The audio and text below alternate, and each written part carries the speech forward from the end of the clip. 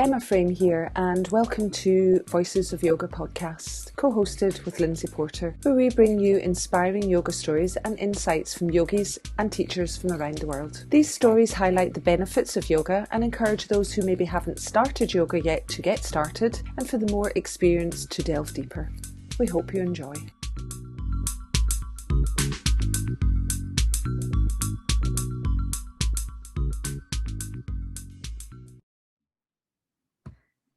Namaste and welcome everybody. This is Lindsay Porter, the co-founder of Voices of Yoga podcasts, that founded along with Emma Frame, a fellow yogi based in Glasgow, and we record our podcasts from Scotland. And since we started our Voices of Yoga, our passion for interviewing and sharing stories from yogis around the world, in 2016, this is probably the longest break we've had from recording some podcasts, just with everything going on in the world.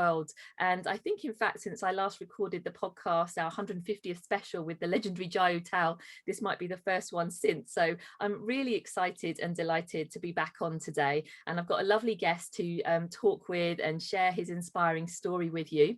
So my guest today is based in Vienna in Austria, beautiful city, and he's been teaching yoga. He's both a mindfulness and a yin yoga teacher trainer. He's all about energy, his passion. He comes from Indian heritage, and he's grown up in Vienna. So I'm really delighted to explore and find out more talking with Philipp Sharma today. So let me just welcome Philipp into the frame here. Namaste. Hi, Philipp. Namaste. Thanks for having me. Happy to be on Voices of Yoga, Lindsay. Oh, it's a delight to have you. And it's really interesting because, you know, in lockdown in general, there are some pluses with social media. And one of the things I think that's really rare and interesting to find is when you feel kind of attracted in the sense of some people's words and stories that they share over social media do have this special quality at times to sort of bring you in and resonate with you. And for me, that is how I discovered you, through Instagram. And I really enjoy following you, and you seem to post things that come up at the right time for me. So it's just really special to actually sort of see you in person live today. But I wonder if we could start the podcast with you sharing a little bit about your journey on the yoga path, and maybe a little bit about your Indian roots as well.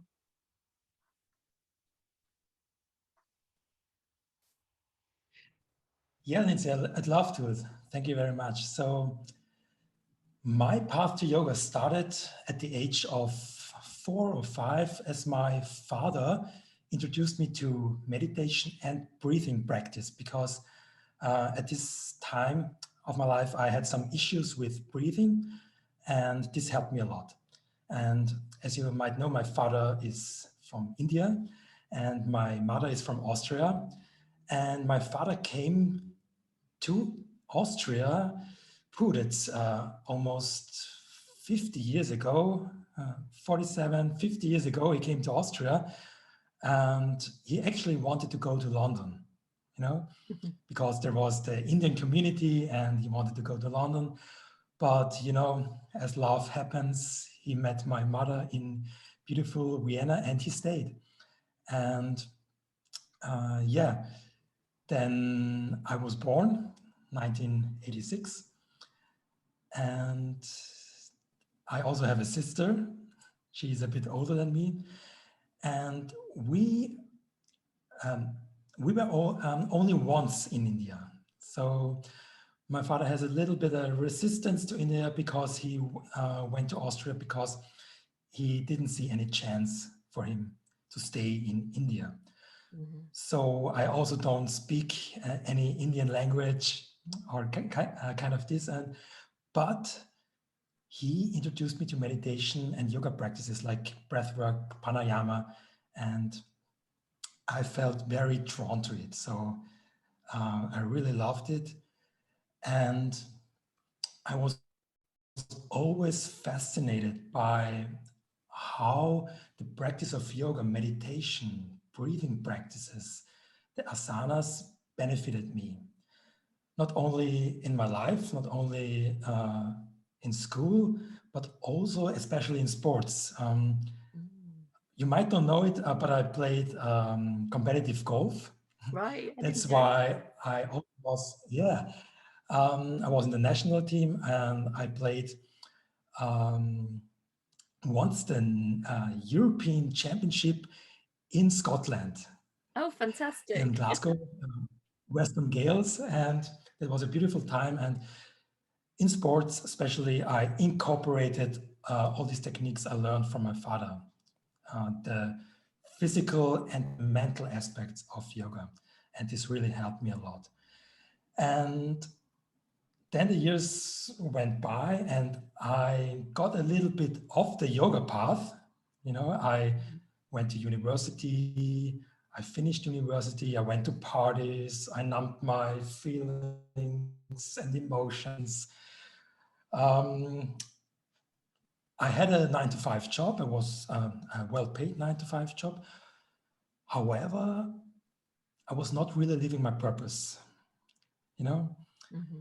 And besides other strokes of fate, I realized that something has to change in my life. And I luckily realized that I had to change. So I took coaching, I did NLP training. So I'm also an NLP practitioner, master practitioner. I did the whole NLP thing. And through this process of self-finding, self-realization, I also found my way back to yoga. And this process was, I think, 10 years. I was then 28 when I found my way back to yoga. And I started my yin yoga teacher training with Joe Fee and Joe Barnett in Bali. And in this process of finding my way back to yoga and finding my true purpose of teaching yoga, meditation, and breathing techniques, I also found out, and that was very interesting, that my great-grandfather was an Indian yogi, a spiritual teacher. And I didn't know that for such a long time. What an Yeah, amazing and also my revelation. father didn't tell me. Mm. Yeah, absolutely. And as I found out, and as I asked more and more my father about my heritage, he opened up more and more and told me about his Indian family. And it was fascinated. I was fascinated about the stories and about the fact that my great-grandfather was a yoga and spiritual teacher, because for such a long time I felt so drawn to these spiritual teachings, to yoga, meditation, and yeah. And as I talk to you now, I get goosebumps because Yeah, that's it lovely. suddenly made sense. This all the years I went through, and yeah, and by feeling this, and by as I found out that this is it,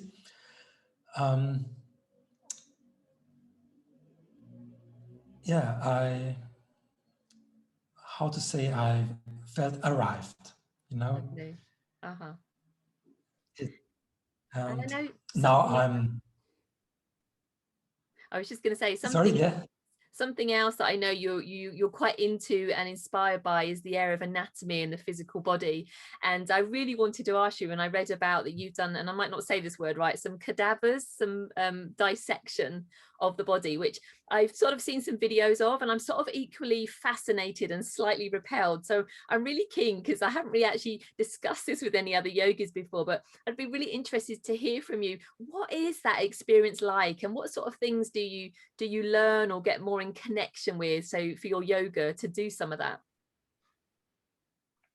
Yeah, that's a very interesting question, and I totally understand when you tell someone, yeah, I go to a cadaver dissection. You won't expect, yeah, cool, I want to go with you. I was also a bit not a bit. I was really scared of it. It felt awkward, but somehow, actually, my partner Sabine, I do with her the teacher trainings, the Yin Yoga teacher trainings, on site and online. She's a fashion nerd and anatomy nerd, and she said, "Come on, let's go. Let's do some dissection. There's this opportunity." And I said, "All right, let's go." Yeah, knowing that it's pretty awkward for me. The things we do for love. Absolutely, absolutely. Yeah. And 2019, we did this cadaver dissection lab in Berlin, or next to Berlin in Guben in Germany, with Antonio Stecco and our teacher Joe Fee. And it was in Body Worlds. You might know it, where they do this plastination of the cadavers. Right. And we went there, and it was the first day we went into this room with the bodies covered, and Antonio uncovered the bodies, and a whole new world opened up for me. Wow. The first 5 seconds, I thought, oh gosh, oh my God, what am I doing here? And after this 5 seconds, it was like, this moment, this week will be the best week that ever happened to me. Because to put it in a nutshell, it was not only an experience of gaining knowledge, it was a spiritual experience, you know, having these bodies in front of me who lived a whole life, 85 years and 90 years, old bodies with experiences, with stories, you know, but at the same time, they were just bodies, just matter, you know. It's pretty hard to describe, but it's a beautiful experience. And as I said, a new whole world opened up, and I began to see the body from a whole new perspective. And from a whole new perspective, no anatomy book can show you. Right. Yeah. And nowadays everybody's talking about fascia. Fascia here, fascia there. It's that topic in not only in anatomy, but also in yoga, you know. And there I really had the chance to see it, to feel it, the fascia, and to see that the fascia is literally everywhere in the body, surrounding the bones, going through the muscles, through every organ. And having this kind of experience, you'll never look at your students the same way again, at your yoga students the same way again. How they move in the asanas, how they breathe, how they sit in the meditation. And also you are directly confronted with death, you know? And that was also a big game changer of how I see death, how my view of how I deal with death, that totally changed, you know? And remembering now and reflecting on it, I still feel deep gratitude, and I'm so grateful for having this experience. And if you or any of your listeners ever has the chance to do a cadaver dissection, just do it. Oh wow! Just take this opportunity. And there are also online cadaver dissections. We just did one 2 weeks ago with Tom Myers. Oh yeah. And Bill Headley does a lot of videos too as well, doesn't he? He's another guy. As well. Yeah. I really recommend also Jill Headley. He's a great guy. And there are so many opportunities to have this experience. Yeah. And I really recommend it. Yeah. Oh, wow, I've loved the way you've described that and really given us like an insight to someone who's done it. And actually, I feel like for the first time, I would give it a go rather than sort of being a bit on the fence. So yeah, I might have to go and see what's available. But thank you so much for sharing that. And it sounds like it's something you still look back on and reflect on. So it's still very much with you. Absolutely. Yeah. Oh, brilliant.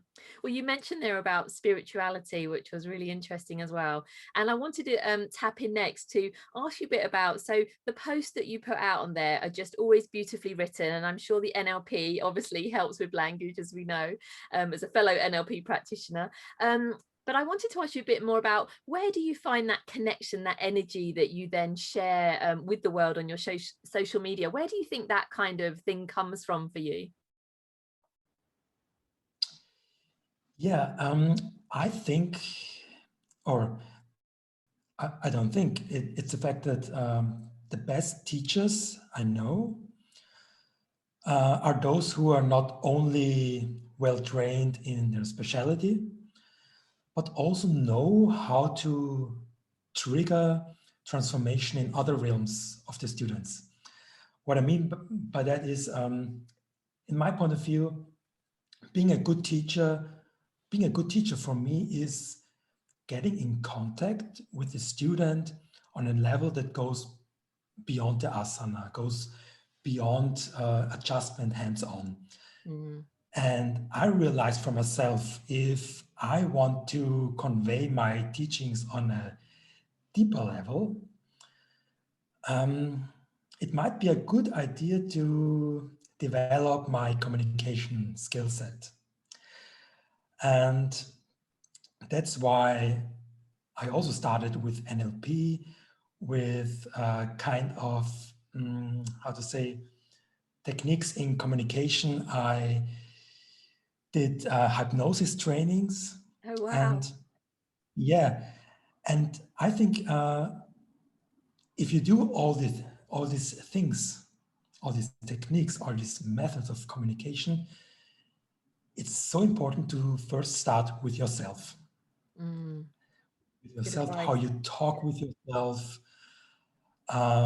do the inner work, the inner transformation, because people, students, subconsciously can feel if the teacher does the inner work. And if the teacher, I think you say, walks the talk. That's right. Or preaches what they teach. And that's why I regularly continue my education in meditation, in mindfulness, in practice and theory. NLP, hypnosis. Hypnosis, as I mentioned, was a big, major game changer in the way I teach, in the way I talk, in the way I support my students and clients. And I always say that language or words is also vibration, is energy, and is a way how you can transmit your energy to your student. And that's why I think it's so important to educate yourself in your communication skill set. And my teacher, Sarah Powers, likes to say, a good teacher is a practitioner sharing out loud. Yeah, that's a great phrase. Yeah, and I love this saying, and I always say to my students, educate yourself, do the inner work, and share what you do. Yeah. And yeah, I love that. And I think there's really good advice in there, because I think it's really easy, and you see it, people get caught up in like plunging themselves into teacher training, you know, and they're full of philosophy and asana and adjustments and everything. And there's that aspect that's equally important to remember, whether you do it at the time or later, like you say, is to think about the energy, the spirituality, you know, where is that in your journey? Because sometimes it's not called out quite as much as maybe some of the other aspects are they? Absolutely, yeah. And really can relate to what you were saying now, because I also started to teach very technically, because I learned it in school, at university, to do the process, going through the process step by step. And I did also a technical school when I was in younger ages. Mm-hmm. And I really had to learn to trust my intuition, my feelings, and to share what's really inside of me, and not what I read in books. And it's also good to have knowledge, to have to know facts, but to combine it with what you feel, what is inside in you, the experiences. That really It takes a changes lot of your quality. courage, doesn't it? It takes a lot of courage to decide to do that, even. Absolutely, it really took a lot of courage to take this step to share what's inside you, because at the beginning, it's like a hindrance to open up. It wasn't easy for me to open up my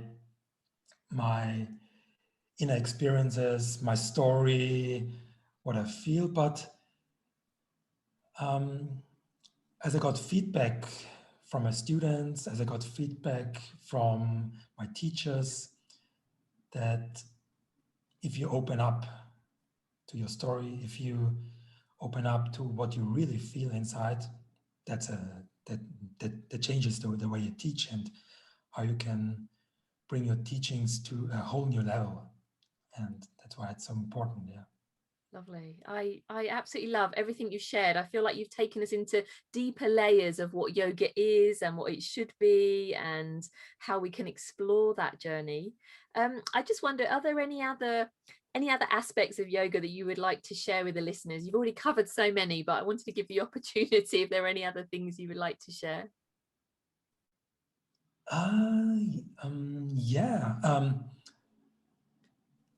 It's a, how you say, it really fits now in this time, because 1.5 years ago, when all this COVID thing started with online teaching, and we are all in this together, at this time, 1.5 years ago, I really couldn't imagine to teach online. For me, it was never a plan to teach online or do online courses, because for me, there was no way to how to transmit this energy through technology, through the screen. I couldn't imagine. However, for some reason, we were forced to teach online because there was no other opportunity. And in Austria, we were one of the first who taught online. Wow. And we just did it. Mm-hmm. And after my first yin yoga session, a student sent me a message that said, "I just lost my job. I don't know how to continue. I'm scared.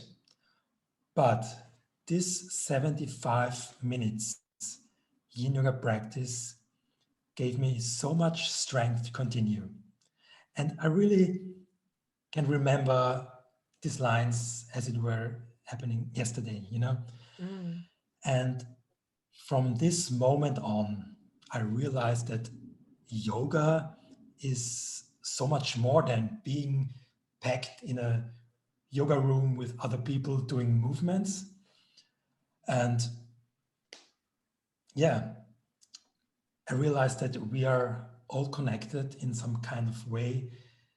And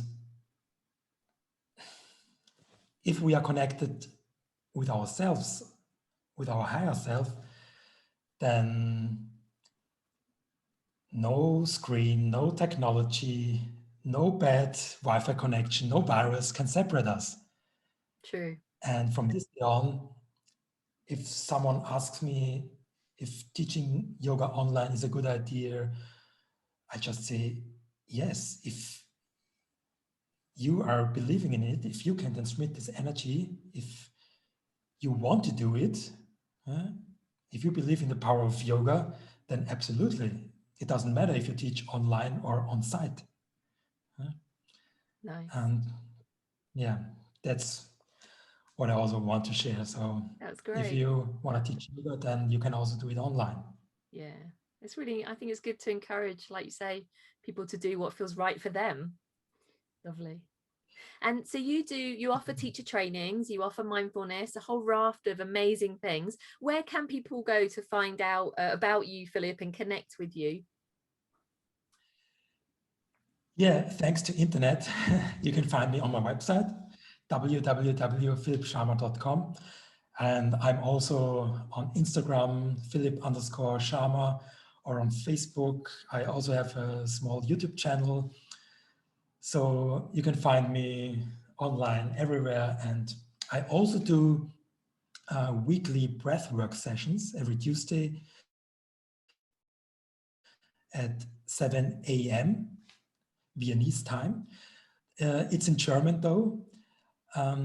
My partner Sabine Winkler and I do teacher trainings on site and online in German language, but also in English. And we are currently grading online courses and little online thing, also in German and English, with a yin yoga, meditation, breath work, and it's going to be great. And I would be glad if you join in and have a look if you want to. I'm sure the listeners will be looking all that up, and definitely comes recommended from me. We like to ask all of our guests what sort of things are inspiring them at the moment. Maybe it's a quote or a saying or just something you've seen. Just wondering, does anything spring to mind for you, Philipp? Yeah, you know my Instagram account, and if the listeners know it, I love to share quotes, inspiring quotes, and I love to read inspiring quotes. And at the moment, I really like to meditate on questions. And there's one question I like to ask myself recently, and that says, is that what I'm doing serving my purpose? Is that what I'm doing serving my purpose? And next time when you are scrolling down social media or zapping through television or whatever you do, you can ask yourself, is that what I'm doing right now serving my purpose? Nice. And this could be a yes, it could be a no, whatever. And then you can decide for yourself if you want to continue or change. And this helps me a lot at the moment. Yeah. I love that too. Thank you. It's like a top tip. Thank you for sharing that. Philipp, it's such a delight speaking with you. You're just so lovely, you're calm, you're so wise, and I just really appreciate spending the time chatting to us on Voices of Yoga today. So just a very big thank you from me, and look forward to perhaps having you over in Scotland at some point in the future. Namaste. Thank you so much, Lindsay, for having me. Namaste. Have a good time. Thank you. Thanks for tuning in to Voices of Yoga, and we hope you feel inspired. You can find more of our free podcasts at www.voicesofyoga.com, and we are on all the main podcast platforms too. We are very open to comments and suggestions, so if you'd like to also leave us a review on iTunes, that would be fantastic. If you would like to know when the most recent podcast is going to be broadcast, you can sign up to our newsletter on the website, and we will drop you an email with that recent update. Voices of Yoga is our passion project, and if you like what we're doing and you would like to support us, it would be very much appreciated. And you can do that through a very small donation on our website on the donation button if you feel so inclined. If you would like to collaborate with us in terms of sponsorship, advertising, or even suggest coming on and being a guest, then please drop us an email at voicesofyoga@mail.com. So thanks again, and we look forward to bringing you another inspiring yoga story next week. Namaste.